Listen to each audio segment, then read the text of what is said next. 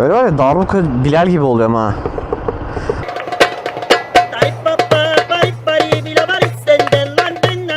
Bak böyle bu kadar araba. Trafiği açın. Açın trafiği. Ben bu benzine para veriyorum moruk. Kardeşim trafiği açar mısın? Açın trafiği ya. Bu kadar kırmızı böyle stop lambası, bu kadar trafik.